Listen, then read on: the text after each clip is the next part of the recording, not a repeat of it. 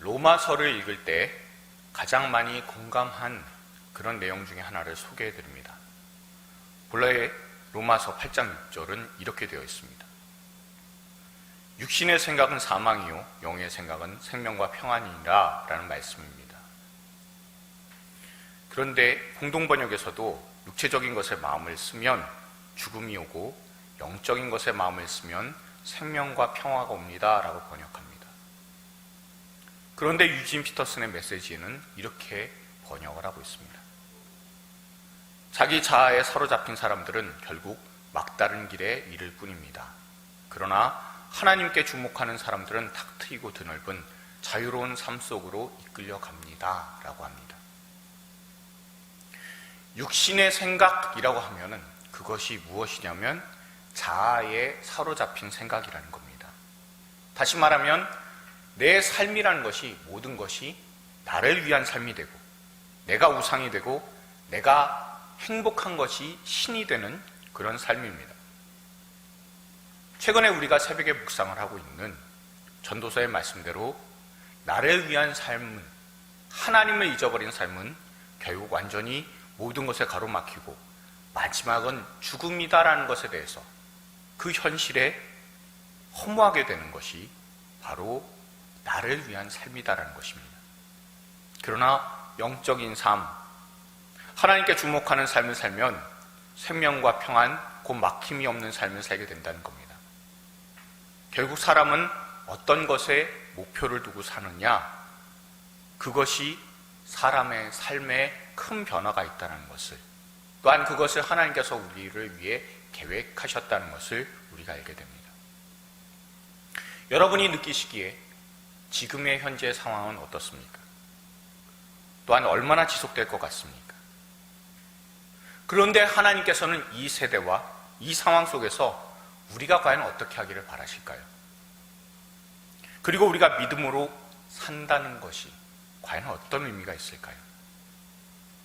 현재의 모습 가운데 우리는 예수 믿는 사람으로서 아무것도 못하고 있는 것 같은 그런 현실이 매우 답답합니다.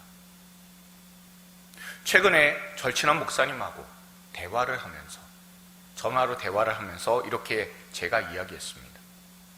지금 이 사태가 바닥인지 아닌지 모르는 것이 제일 답답하다라고 이야기를 했습니다.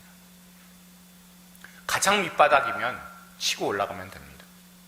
또한 그 바닥이 어딘지 알면 그때까지 이 악물고 버티다가 반등의 때를 맞이하면 되는 겁니다. 그러나 그 바닥이 어딘지 모르기 때문에 우리는 더 답답함을 느낄 수밖에 없게 됩니다. 그러나 우리가 신뢰하는 것이 무엇이냐면 하나님께서 지금 현재 우리를 인도하고 이끌고 나가신다는 겁니다. 그런데 그것이 언제까지일지, 지금 현재 이 상황이 언제까지일지 그것을 좀 알았으면 좋겠다는 생각을 합니다. 오늘 우리가 말씀을 묵상하면서 지금 답답하고 막막해 보이는 현실을 믿음으로 잘 이겨나갈 수 있는 저와 우리 성도님들 되시기를 소원합니다. 주님께서 우리의 마음과 생각을 지켜주실 겁니다. 우리가 읽은 오늘 본문 말씀은요, 우리가 너무나 잘 알고 있는 말씀입니다. 그리고 오늘 본문의 14절은 요절과 같은 구절입니다. 예전에 개역 한글에서는 자기 백성이라는 해석보다 친백성이라고 해석을 했습니다. 사실 친백성이라고 입에 하도 읽다 보니까, 그러니까 그게 저는 마음이 끌립니다. 우리 하나님 아버지께서 우리를 친히 돌보시는 백성입니다. 지금처럼 하나님의 뜻을 모르는 것 같은 이런 시기에 정말 위로가 되는 표현이 바로 친백성이라고 하는 표현일 겁니다. 그런데 왜 사도 바울이 디도에게 자기 백성, 친백성이라고 하는 표현을 썼을까요? 그것은 아마도 사도 바울이 디도에게 편지를 보낸 이 그레데 섬, 디도가 목회하고 있는 이 그레데 섬의 현실이 너무나 힘든 곳이기 때문일 겁니다. 우리가 이 디도서를요, 새벽에 5개월 전에 묵상을 했었습니다. 그 중에 가장 눈에 띄는 구절 중에 하나가 1장 2절에 나오는 거짓이 없으신 하나님이라는 표현입니다. 그에 비해서 1장 12절에서는 이런 구절이 있습니다. 그레데인 중에 어떤 선지자가 말하되 그레데인들은 항상 거짓말장이며 악한 짐승이며 배만 위하는 게으름장이라 하니 라고 되어 있습니다. 디도가 목회하고 있는 곳은 그레데입니다. 지금의 크레타라고 하는 섬지역입니다. 그런데 이 그레데 사람들, 크레타 섬의 사람들의 특징은 말만 하면 거짓말입니다. 그리고 태도는 조금만 먹을 것만 생겼다 하면 그냥 그 다음부터는 들어 누워버리는 게으른 사람들입니다. 오죽하면 사도 바울이 짐승이라는 표현까지 썼을까요? 그리고 그 짐승이라는 표현 앞에 바로 악한이라는 그런 단어까지 쓰고 있습니다. 헬라어로 악한이란 그런 단어, 이거는 카코스라고 합니다. 카코스라고 하는 단어는 그냥 못됐다, 나쁘다, 사악하다 라는 의미가 아니라 무능력하다, 불행하다, 죄악에 라는 의미를 갖고 있습니다. 그러면 이 구절은 어떤 의미가 되냐면 그레데 사람들은 아무 쓸모도 없고 말만 섞으면 불행이 닥치며 혹같이 대화라도 하면 그 대화 가운데 진실이 하나도 없고 그저 먹을 밥만 있으면 아무 일도 하지 않고 누워 자거나 놀기만 바쁜 정말 사람 같지도 않은 인간들이라는 겁니다. 그런 사람들이 바로 디도가 목회하는 그레데 섬의 사람들이라는 겁니다. 제가 만약에 디도여서 그래서 이 그레데 섬에서 목회를 하고 있었다면 아마 며칠 안 가서 밤에 배를 하나 만들어서 이 그레데 섬 지역을 탈출을 했을 겁니다. 그래서 사도 바울은 디도에게 보내는 편지 처음에서 거짓이 없으신 하나님에 대해서 강조하면서 사람 보지 말고 참되신 주님 오직 진실 되신 우리 주 예수 그리스도만 붙들라라고 권면을 하고 있습니다. 최근에 제가 대구에서 목회하는 것으로 인해 주변 분들이 너무나 많이 걱정을 합니다. 가뜩이나 복음 전파가 힘든 그런 지역이 대구인데 거짓말 많이 하는, 입만 열면 거짓말만 하고 그리고 진실이란 하나도 없는 신천지가 넘칩니다. 그리고 세상에는 코로나19 사태가 그 어느 곳보다도 비교할 수 없이 악한 곳이 바로 이 대구 지역입니다.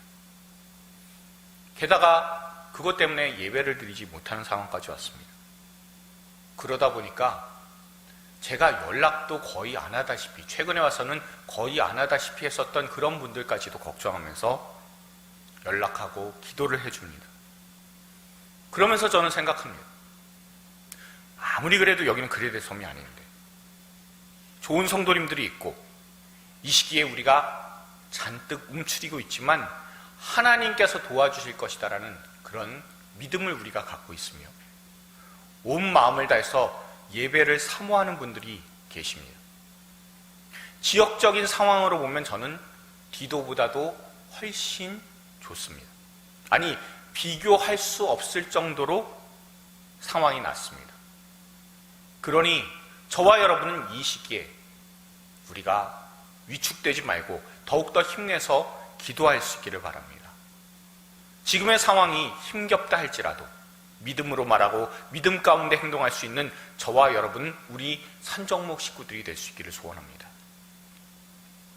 그런데 사실 지역적인 문제보다도 그 당시에 더 심각했던 것은 시대적인 상황이 너무나 악하다는 겁니다. 디도서는요, 아마도 주후 62년부터 64년에 적어 내려간 편지일 겁니다. 만약에 62년, 63년 정도면 나을 겁니다. 그렇지만 64년이라면 심각한 상황입니다. 왜냐하면 당시 로마 황제였던 네로가 로마의 화제를 기독교인들한테 다 뒤집어 씌우면서 기독교에 대해서 최초의 박해가 이루어졌고 가장 심각한 박해가 시작이 되었습니다. 여러분, 로마라는 곳을 생각을 해보면 그 구역으로만 따지면 14개 구역, 지금으로 따지면 구가 14개가 있는 도시입니다. 그런데 이 화재가 대단했던 것은 화재의 피해를 안 입은 지역, 안 입은 구가 4개밖에는 없습니다.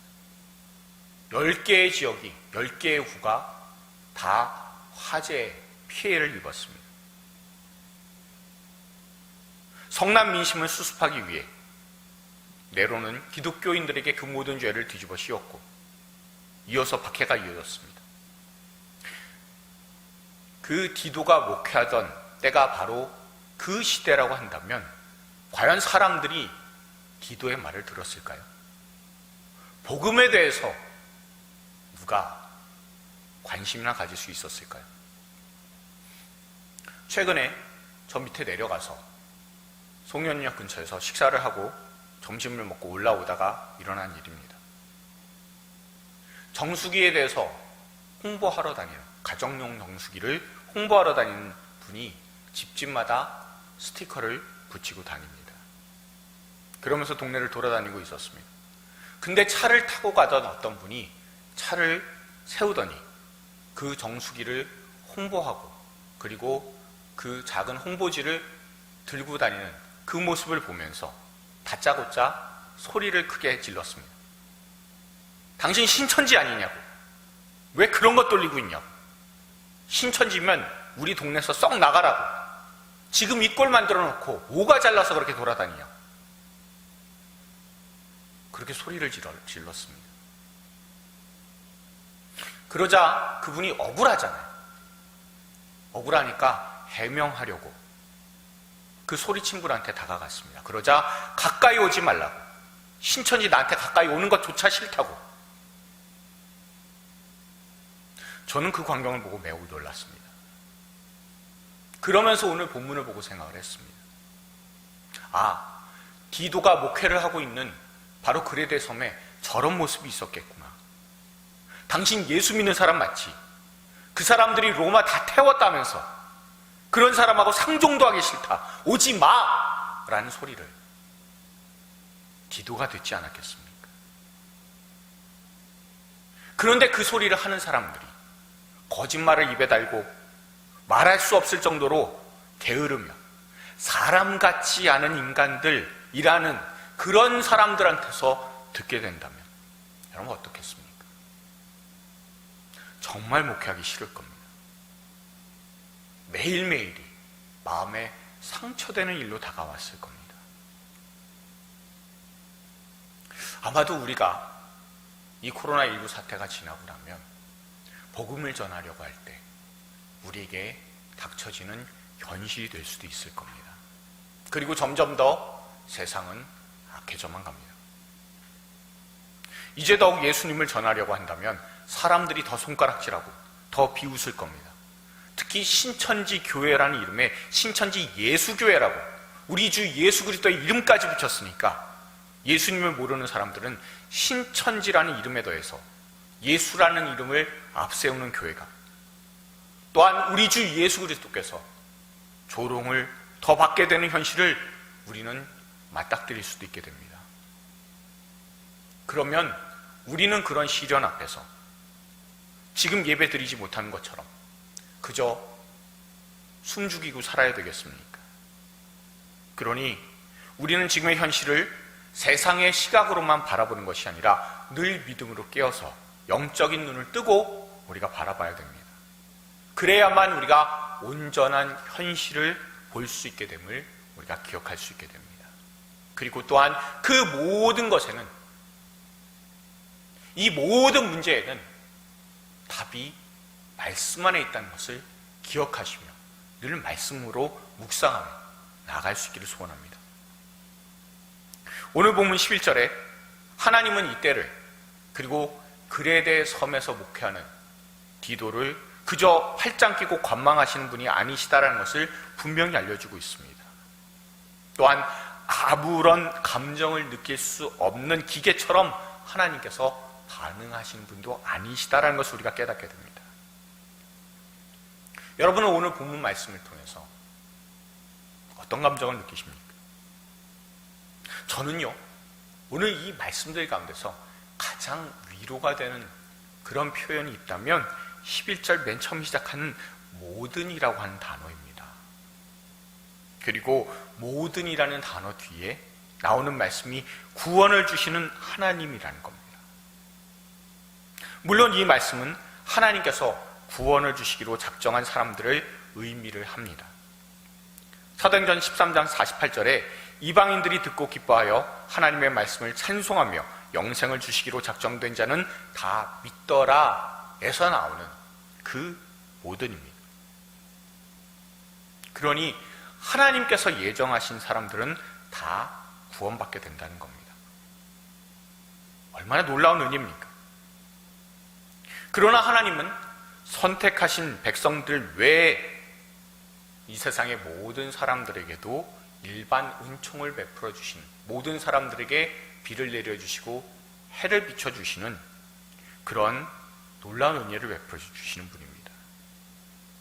또한 하나님께서 모든 사람에게 생명을 주셨기 때문에 그 생명도 귀한 겁니다. 그런데 그 모든 귀한 생명들 가운데서도 저와 여러분을 하나님께서 선택해 주셨으니 그 선택해 주신 은혜가 얼마나 놀랍고 귀한 것인지 우리는 깨닫게 됩니다. 우리는 은혜에 대해서 생각을 합니다. 거저 받게 되는 것이 바로 은혜입니다. 우리가 구원의 은혜라는 것을 위해서 우리가 할 수 있는 것이 아무것도 없습니다. 그저 받기만 하면 되는 겁니다. 맞는 말입니다.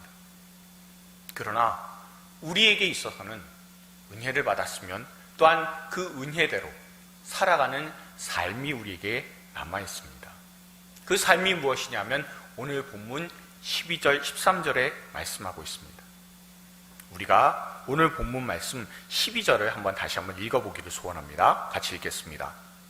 우리를 양육하시되 경건하지 않은 것과 이 세상 정욕을 다 버리고 신중함과 의로움과 경건함으로 이 세상에 살고 복스러운 소망과 우리의 크신 하나님 구주 예수 그리스도의 영광이 나타나심을 기다리게 하셨으니 아멘.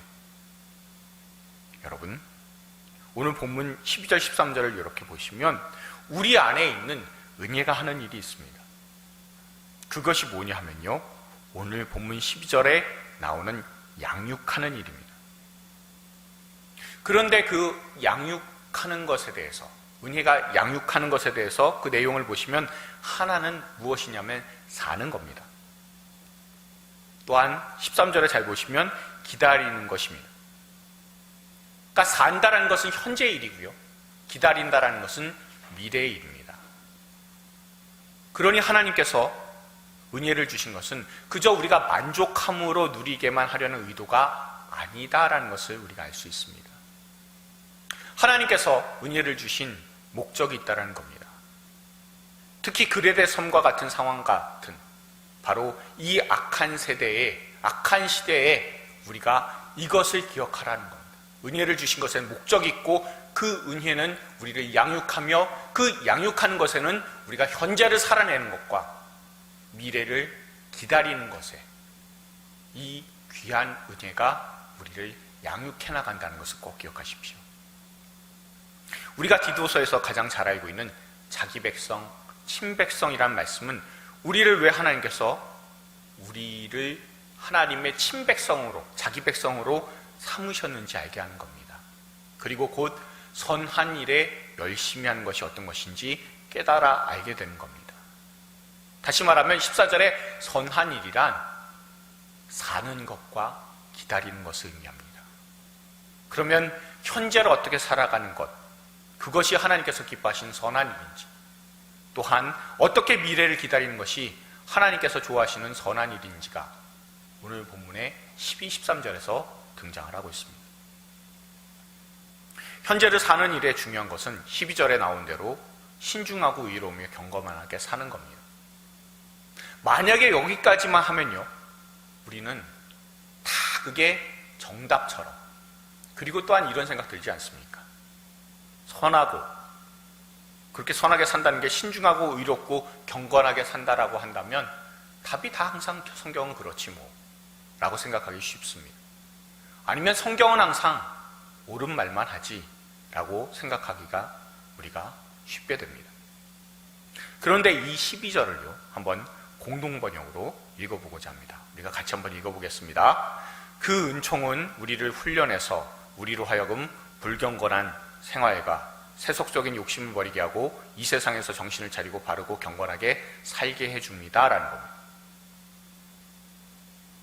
여러분, 은혜라는 것은 하나님께서 우리에게 훈련을 위해서 주셨다는 겁니다. 그리스도인의 삶이라는 것은 결국 훈련의 삶을 산다라는 겁니다. 은총은 우리를 훈련해서가 바로 양육이라고 하는 말이기 때문에 그렇습니다. 그리스도인의 삶이라는 것은 훈련의 삶을 사는 것이고, 은혜를 받는 것은 우리가 훈련을 통해서 이 세상을 살아갈 때 강인해져 간다는 것을 의미하게 됩니다. 사도행전 27장을 보면 사도 바울이 로마로 호송돼 갈 때 상황이 등장을 합니다. 거의 보름 동안 난파되었습니다. 바다에서 어떻게 해야 될지 모르는 상황이에요. 계속해서 세찬 바람에 보름 가까이를 항해하고 있었습니다. 그리고 어디 가고 있는지조차도 모르고 있는 상황입니다. 이제 다 죽었다, 아무 소망이 없어 라고 사람들이 생각하고 있었고, 너무나 심하게 흔들리는 뱃속에서 배멀미에, 그리고 이젠 죽겠구나 라는 아무런 소망 없음에 다들 힘겨워하고 있었습니다. 아무도 제대로 먹지도 못하고 그 자리에 있었습니다. 그런데 단 한 명, 사도 바울만 그 난리가 난 상황 속에서 하나님께서 내게 로마에 대한 비전을 허락하신 그대로 이루어질 줄로 믿습니다. 나는 오직 하나님만 신뢰합니다 라고 사람들 앞에 선언했습니다. 여러분 한번 생각해 보십시오. 배는 아무 소망 없이 컴컴한 바다, 바람과 그리고 파도만 넘실대는, 그리고 이제 언제 이 바위가 부서져서 다 죽어도 이상하지 않은 그런 상황을 14일 동안이나 질질 끌면서 가고 있습니다. 그런데 그 속에서 하나님께서 우리에게 로마로 가게 하셨으니 하나님께서 반드시 이루실 것입니다 라고 이야기를 할 때 사람들이 그 이야기 귀에 들리기나 했겠습니까? 하지만 여러분들 기억하십시오. 믿음으로 사는 사람들에게는 반드시 그 일이 일어납니다. 그리고 점점 육지에 가까워진다는 것을 알게 됐습니다. 그리고 이제 육지에 올라가야 되니까 든든하게 먹으라고, 힘을 내야지 우리가 육지에 상륙이라도 할 수 있지 않겠냐고 사도 바울이 권면을 합니다. 그리고 조금이라도 배가 육지에 가까이 가야만, 그래야만 사람 힘이 안 들잖아요. 육지에서 멀어져서 거기에서 배가 부서져서 끝이 나버리고 나면 육지까지 헤엄쳐 갈 가능성이 떨어집니다. 그러면 배를 최대한 육지 가까이 가고 배를 버려야 되는 상황일 겁니다. 그래서 최대한 그 육지에 가까이 가기 위해서 거기에서 시도를 한 것이 뭐냐면 배에 있는 화물들, 먹을 식량들 일단 먹고 남은 모든 것들을 다 버리게 되었습니다. 다 버려야만 최대한 가까이 가서 안전하게 살아갈 수 있기 때문에, 그래서 그 배에 있는 모든 것을 버리고 더욱더 가까이 간 후에, 그리고 그 배마저 버려서 모두 다 헤엄쳐서 사람들이 살아났음을, 한 사람도 죽지 않았음을 우리는 사도행전에서 알게 됩니다. 여러분, 그때의 모습들을, 그때의 기억들을 사도 바울은 알고 있었을 겁니다. 그리고 예수 믿는 사람이 천국에 들어가는 것이란 이 배에서 행동한 것과 똑같은 것을 알고 있기 때문에 디도한테, 그리고 이 디도서를 읽는 우리한테 권면하고 있는 겁니다. 우리가 현재를 믿음으로 살아가는데 가장 먼저 해야 되는 것이 무엇이냐면 오늘 본문 12절에 나오는 대로 버리는 것입니다. 뭔가를 채워야만 되는 것이 아니라 먼저 버리라고 하는 그런 내용이 오늘 본문에 있음을 우리가 알 수 있습니다. 버리는 것이 뭐냐면 경건하지 않은 것과 이 세상의 정욕이라는 겁니다. 곧 불경건한 생활과 세속적인 욕심입니다. 경건하지 않다라는 것은 헬라어로 아세베이아라고 하고요. 정욕이라고 하는 것은 헬라어로 에피디미아라고 합니다. 이거는요, 각각 하나님을 믿지 않는 태도, 그리고 내 마음대로 살고자 하는 충동이라는 뜻입니다. 이걸 버리라고 주님께서 우리에게 말씀하고 계시는 겁니다.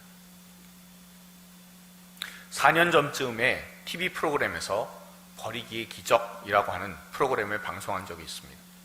그 당시에 한창 무엇이 유명해졌었냐 하면 미니멀 라이프라고 해서 간소하게 살아가는 삶, 정리된 삶, 정돈된 삶에 대해서 열풍이 일어났을 때입니다. 그때 한 집이 나왔습니다.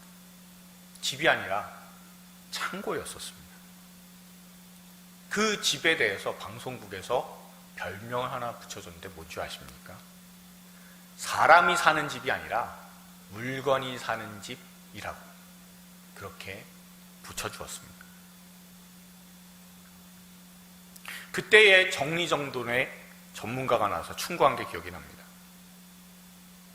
제일 먼저 해야 될 일이 뭐냐면 물건 종류별로 다 세보라는 겁니다. 그리고 그 목록을 작성을 해보라는 겁니다. 그리고 그 두 번째 해야 될 것은 그렇게 목록을 작성했으면 그 목록 작성한 옆에다가 이 물건이 갖고 있는 가치, 목적 이런 거를 판단하라는 겁니다. 이것을 기준으로 우리가 우리의 삶에 적용하고자 하면 우리의 신앙을 바탕으로 우리 삶에서 버려야 되는 것이 있다면 그것이 하나님을 믿지 않는 태도와 내 마음대로 살고자 하는 충동이라고 사도 바울은 이야기하고 있는 겁니다. 예수 믿는 사람들 가운데서는 내 마음대로 살고자 하는 충동을 버릴 사람은 분명히 있을 겁니다. 그런데 하나님을 믿지 않는 태도라는 그것을 가진 믿는 사람이 있을까요? 어떻습니까? 설교를 준비하다가 최근에 제 태도가 생각이 났습니다. 아는 목사님하고 통화를 하게 되었습니다. 현재 벌어지는 상황이 너무나 어처구니가 없어서 그래서 그 일들 때문에 서로 이야기를 할 때 씩씩대면서 신천지나 정부 대책에 대해서 거의 욕을 하면서 통화를 했습니다. 전화를 붙들고 대화를 이어갔습니다. 그런데 우리 아이들이 이 대화를 듣고 아내한테 이렇게 얘기했다고 합니다. 아빠는 목사면서 왜 이렇게 욕을 잘해? 그런데 그 이야기를 처음 들었을 때는 대수롭지 않게 여겼습니다. 그런데 생각했습니다. 비판하는 가운데 목사다운 것이 사라졌다라는 것이고 제가 비판하는 것만큼 기도하고 있지 않다라는 것을 생각하게 되었습니다. 이런 분노까지도 하나님께 맡기고 기도하는 것이 하나님을 믿는 사람의 태도다라는 것을 다시 한번 깨닫게 됩니다. 그리고는 하나님께서 그렇게 깨달은 저한테 한 가지 일을 행하시더라고요. 서울에 있는 집사님에게서 연락이 왔습니다. 이분은 저한테 연락을 하실 때 주로 카톡 가지고 하십니다. 그리고 이분은 신학에 대해서 깊은 애정과 관심을 갖고 계신 분입니다. 그래서 목사님 하면서 이분이 카톡에 이렇게 딱 뜨면 뭔가 질문할 게 있구나 라고 생각을 하게 됩니다. 그런데 서로 견해 차이라는 것이 있어서 중요한 부분에 가면 팽팽하게 맞서게 됩니다. 물론 팽팽하게 맞서면서 흥분한다든가 하지는 않습니다. 그런데 한 번 하면 꽤 오래 합니다. 카톡을 2시간 가까이 하면서 생각하게 되었습니다. 첫 번째는요, 나는 이 집사님만큼 하나님을 늘 묵상하며 하나님을 사랑하느냐라는 것과 또 다른 하나는 하나님께서 쓸데없이 비난을 하거나 분노할 수 있는 시간을, 그런 상황을 이것을 통해서 막아주시는구나라는 겁니다.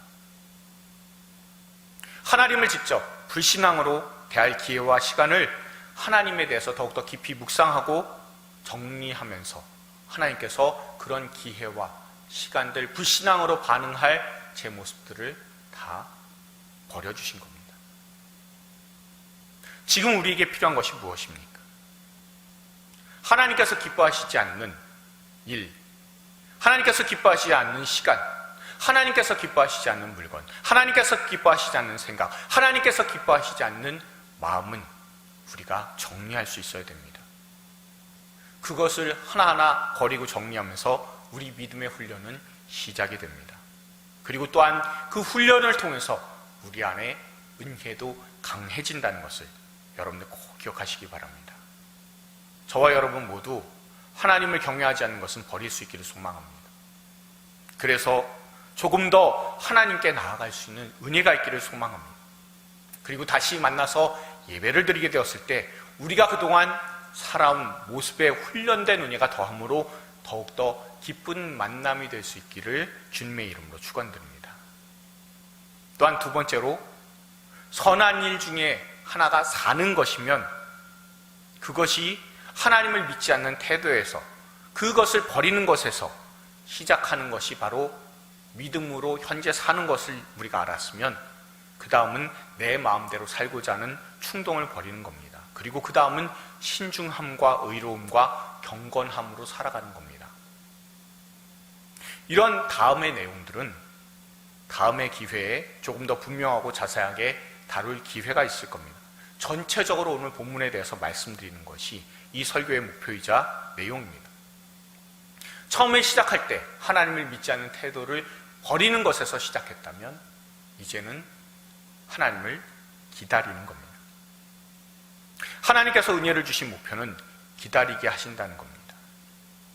무엇을 기다립니까? 13절에 보시면 복스러운 소망과 우리의 크신 하나님 구주 예수 그리스도의 영광의 나타나심입니다. 소망하고 나타나심으로서 두 개로 우리가 생각할 수 있지만 공동 번역은 이렇게 번역하고 있음을 여러분들 기억하십시오. 이렇게 되어 있습니다. 그리고 위대하신 하나님과 우리 구세주 예수 그리스도께서 영광스럽게 나타나실 그 복된 희망의 날을 기다리게 해줍니다 라고 되어 있습니다. 다시 말하면 소망하고 그리고 그 날 나타나심, 그 나타나심이 곧 복된 희망의 날이다 라는 것을 알려주고 있습니다. 주님께서 오실 그날을 기대하도록 만드는 것이 하나님의 목표이고요, 그것은 우리를 훈련된 은혜로 이끌어준다라고 하는 것이 오늘 내용입니다. 로마 시대에 개선장군이, 전쟁에서 이긴 개선장군이 들어오게 되면 시가 행진을 해요. 그렇게 하게 되었을 때 사람들이 길거리에 나와서 환호를 합니다. 그런데 그 뒤에 노예들이, 그 전쟁에서 사로잡힌 노예들이 외치는 소리가 하나 있었습니다. 그게 바로 메멘토 모리라고 하는 그런 말입니다. 메멘토 모리라고 하는 그런 단어는 바로 죽음을 기억하라 라는 겁니다. 이 승리에 도취되지 말라라는 의미일 겁니다. 그러나 분명한 것은 마지막을 기억하라 라는 겁니다. 우리가 우리의 마지막을 잊어버리게 되면 우리는 반드시 하나님의 뜻과 분리가 됩니다. 예전에 부교육자로 있을 때 교구 식구의 집에 신방을 간 적이 있습니다. 그런데 참 신실하신 분인데, 그런데 거기는, 그곳에는 신방을 간 적이 없었습니다. 남편 집사님은 소방 공무원이십니다. 그리고 부인 집사님은 교회에서 이것저것 다 훈련하시고 또한 웃으면서 헌신하시는 분입니다. 정말 긍정적으로 사시는 분들이십니다. 그분들 보면서 생각했습니다. 아, 참 행복한 분들이구나. 하나님께서 복 주신 분들이구나. 그런데 왜 지금까지 신방 안 받으셨을까? 그 마음을 가지고 신방을 하게 되었습니다. 가보니까 참 잘 꾸민 그런 예쁜 아파트입니다. 그런데 들어가서 많이 놀랐습니다. 아이 3남매 중에서 막내가 중증 소아마비 장애인입니다. 혼자 이동할 수 없습니다. 11살 난 장애인 아이가 누워 있었습니다. 이 아이는 태어나서 얼마 안 돼요. 소아마비로 말미암아 심각한 상태가 된 겁니다. 이 아이에게 있어서 첫 가족 예배를 드리게 된 겁니다. 아무것도 저도 모르고 갔기 때문에 도대체 어떤 말씀을 해야 될까? 섣불리 치유의 본문을 가지고 설교를 하게 되면, 말씀을 전하게 되면 상처를 받을 것이 분명하기 때문에, 그래서 어떤 본문으로 해야 되는가라는 것 때문에 참 마음이 힘들었습니다. 아무도 안 알려줬잖아요. 그리고 이분들은 그것을 감추기 위해서 지금까지 사람들한테 알리지 않았었습니다.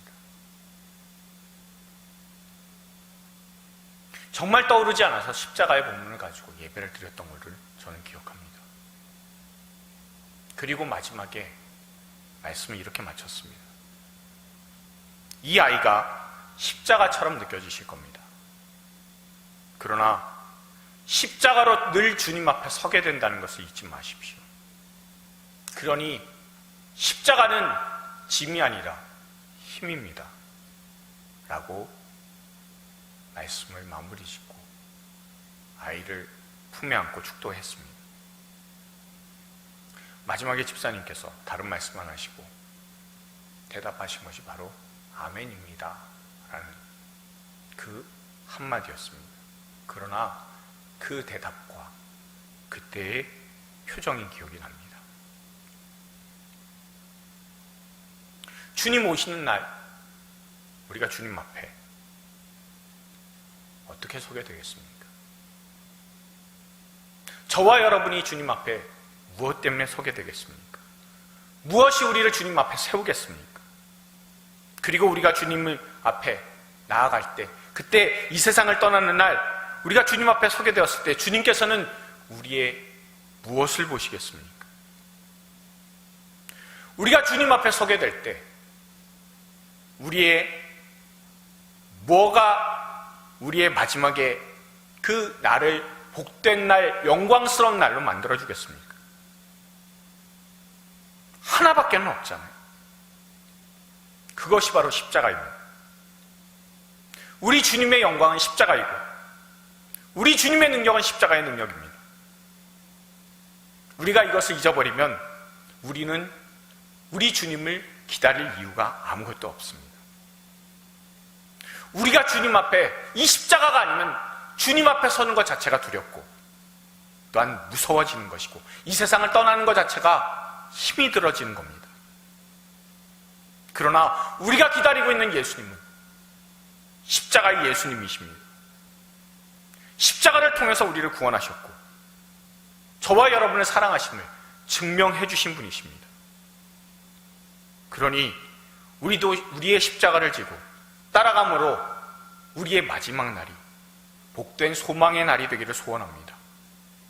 그래서 복된 소망, 하늘 소망에 대한 기대로 우리가 가득 차서 그 예수님을, 십자가의 주님을 기대하면서 살아갈 수 있는 저와 여러분들 될 수 있기를 소망합니다.